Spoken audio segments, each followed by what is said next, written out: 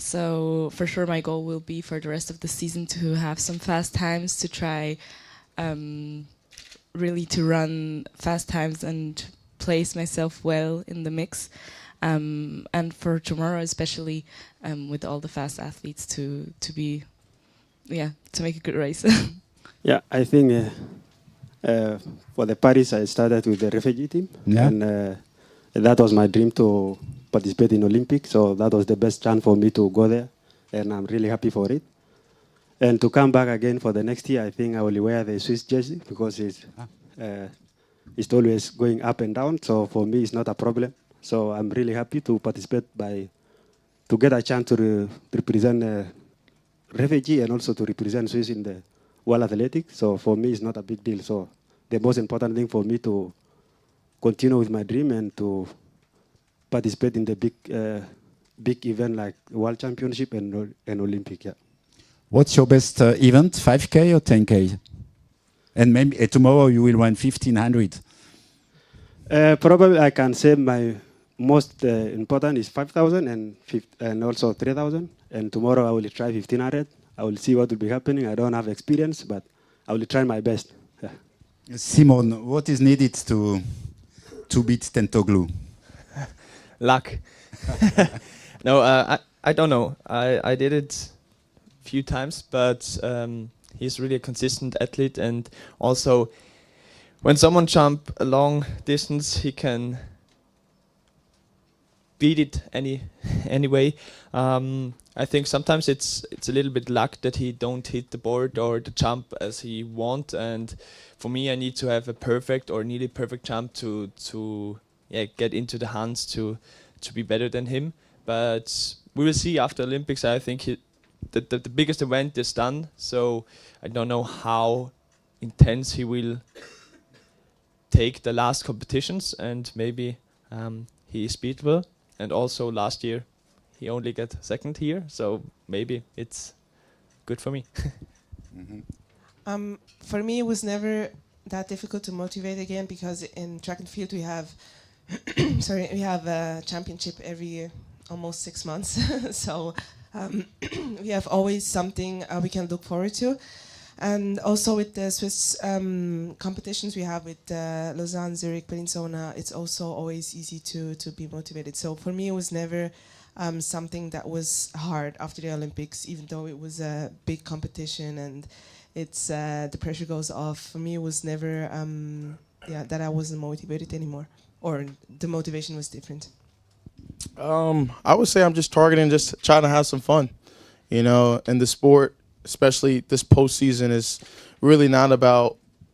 It's really not about the wins or the losses. It's kind of like you're setting yourself up for the next year, and I'm working on things now that I'm working on for the 2025 season. Obviously, the next World Championships. We shift our focus to Nanjing.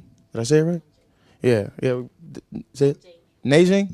Nanjing. Yeah, we shift our focus to Nanjing now. So, so we look forward to, we just look forward to just going back and having a chance to defend another title. So, it's just about having fun. I talk with my coach, and more so, we're just ecstatic that the career Grand Slam is complete. So, just we want to come out here, put a good performance on for the crowd, and be able just to get to the finish line first. You don't like speaking about world record, for example? The world records for you guys to speak about. You guys have to bring up the hype. You guys have to bring up the rear.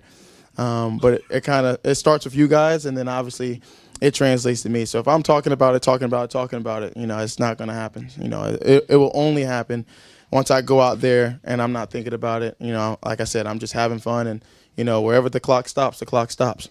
So yeah, effectively I had COVID, so it was really hard for me to build the form back up. But I'm really happy, and I'm really grateful that I ended up getting back to it, and I feel like I still have good form and I can still build up for the rest of the season. So I'm looking forward to enjoy all of that. I'm just here to have fun. It's the last part of the season, so just coming out, just enjoying the moments, the cities that I'm visiting and whatnot, and just being able to put on a show. I can't tell you what to expect for tomorrow because I don't know. hopefully something fast. Hopefully, but yeah, I'm just looking forward to it. Yeah, I don't know. We'll see. We'll see what I put up tomorrow. So. I think after London Diamond League, when I started to slow down, because the idea of going into London, my coach was like, show them a little bit, but don't show them a lot, like just to like like a tester.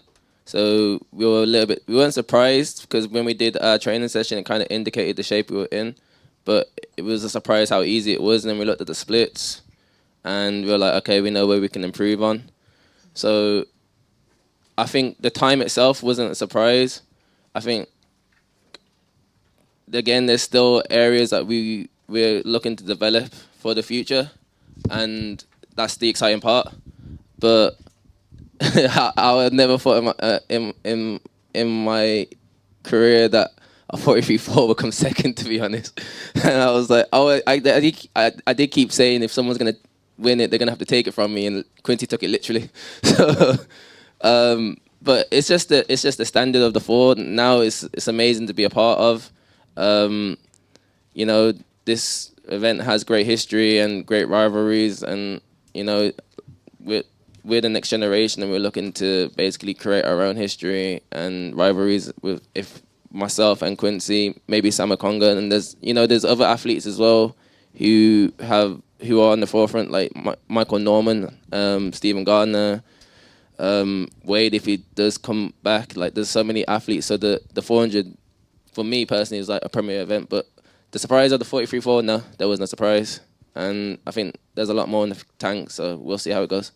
Yeah, like, not really consciously was I thinking about that, because you don't know how the race is going to go, and what does that mean to me if they're fighting each other but they're 10 meters ahead of me? That means nothing. So I knew I just wanted to put myself in the best position to win and to medal, really. There was I wanted to medal, and I wanted to put myself in position for the gold as well. And so the 400 meters to go, I knew I was in medal position.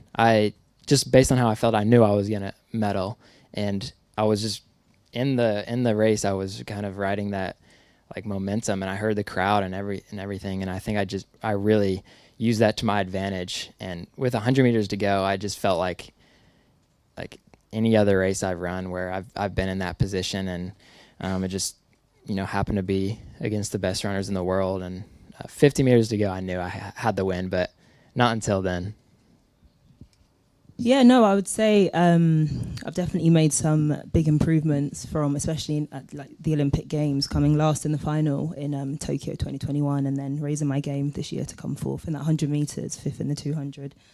For me, it's just been about consistency and knowing what I can achieve ultimately, and just never giving up. I'm not stopping until I get to the top.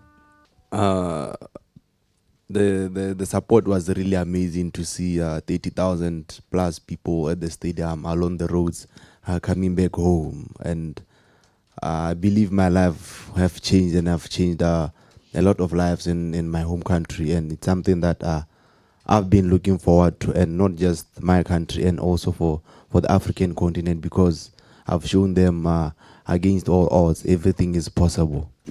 In Paris, I think I got the job done on that day. That's all I had on that day. I feel like the job's still not finished, because 2028 is around the corner. I'm not leaving my career without Olympic gold, and 2028 around the corner, but I feel like everything was given on them days at the championship on to the next one.